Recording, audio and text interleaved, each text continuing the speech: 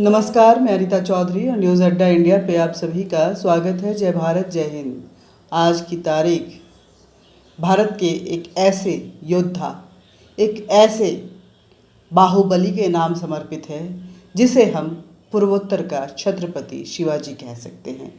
वैसे किसी भी शूरवीर को किसी से तुलना तो नहीं की जा सकती है, लेकिन इन दोनों ने क्योंकि मुग़लों के दांत खट्टे किए थे और अपनी सरजमी पे चढ़ने नहीं दिया था, उनको खदेड़ के भगाया था, रणनीति भी दोनों की लगभग एक जैसी थी, इसलिए दोनों को एक साथ जोड़ के देखा जाता है। महाराष्ट्र में, जहाँ अगर हम देखें तो पूर्वी क्षेत्र में, पश्चिमी क्षेत्र में जहाँ शिवाजी डट कर खड़े थे, वैसे ही पूर्वोत्तर में लचित बरफुकन ये भी उसी तरह से मुग़लों को शिकस्त दे रहे थे। देखिए, लचित बरफुकन को हम भारत का बाहुबली भी कह सकते हैं। भारत के राष्ट्रीय अकेडमी एनडीए में हर साल जो बैच निकलती है उसको सर्वश्रेष्ठ सैनिक में से एक मेडल दिया जाता है, जो कि भारत के महान योद्धा लचित बरफुकन के शौर्य से प्रेरित है, उनके नाम पर दिया जाता है। और ये मेडल मिलना अपने आप में बहुत बड़ी बात मानी जाती है।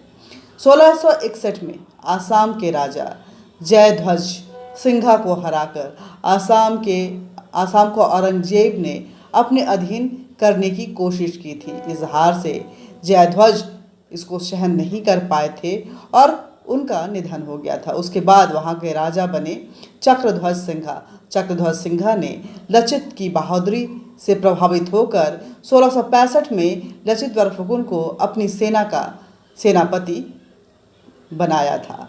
लचित के मन में अभी तक अहोम राज्य के मुग़ल के अधीन होने के आक्रोश समाया हुआ था।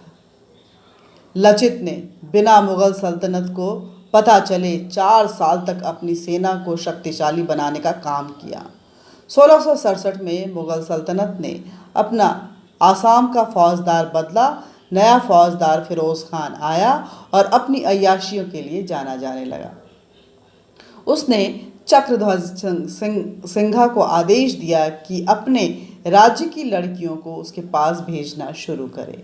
इससे लचित और अहोम राज्य के लोगों के अंदर गुस्सा जो है आग की तरह प्रज्वलित हो गया, और इस जो आग आज़ादी के लिए मुग़लों को शिकस्त देने के लिए जल रही थी, उसमें फिरोज़ का ये जो फरमान था वो घी का काम कर गया और लचित की तैयारी की हुई सेना ने बाघ हज़ारिका की अगुवाई में अपने गुरिल्ला युद्ध नीति से मुग़लों पर आक्रमण करके गुवाहाटी का किला जीत लिया। जब औरंगजेब को पता चला तो उसने अपने 70,000 सैनिकों की फौज को लचित से लड़ने के लिए भेजा, लेकिन लचित के रहते हुए इस युद्ध में कड़ी टक्कर मिलने से मुग़ल के वहाँ पांव उखड़ गए और वो वहाँ से भाग निकले। इसके बाद लचित की तबीयत खराब हो गई और मौका देखकर 1671 में मुग़ल सेना ने एक बार फिर आक्रमण कर दिया। मुग़ल सेनापति राम सिंह ने लचित को मुग़लों का साथी बताते हुए अफवाह फैला दी, लेकिन लचित अपनी निष्ठा के कारण जाने जाते थे। इस बार युद्ध ब्रह्मपुत्र नदी पे लड़ा गया, जिसे कि सराय घाट का युद्ध कहा जाता है। जब भी आप ब्रह्मपुत्र पे जाएंगे तो आपको उन योद्धाओं की वहाँ पे मूर्तियाँ जो हैं देखने को मिलेंगी, जो सराय घाट का युद्ध जिसे कहा जाता है, उसका पूरा विवरण वहाँ देखने को मिलेगा, जिसमें मुग़ल सेना के पास 30,000 पैदल सैनिक, 15,000 तीरंदाज, 18,000 घुड़सवार सैनिक, 5,000 बंदूकधारी और लगभग 1,000 तोपों के साथ हमला बोला था। जहां अहोम सेना कमज़ोर पड़ने लगी, लेकिन बीमार लचित को जब यह पता चला तो वह बीमार हालत में भी युद्ध करने के लिए राजा से आज्ञा मांगने पहुँचे, और बामुश्किल बड़ी जिद के साथ जब वो वहाँ खड़े रहे तो राजा ने उन्हें आज्ञा दे दी। लचित ने कमान अपने हाथों में ले ली, जिसके चलते अहोम सेना युद्ध जीत गई। परंतु युद्ध के कुछ समय बाद बीमारी के कारण लचित की मृत्यु हो गई और वो स्वर्ग से धार गए। उसके बाद 1682 में फिर मुग़ल ने असम पर आक्रमण किया, परंतु फिर हार मिली।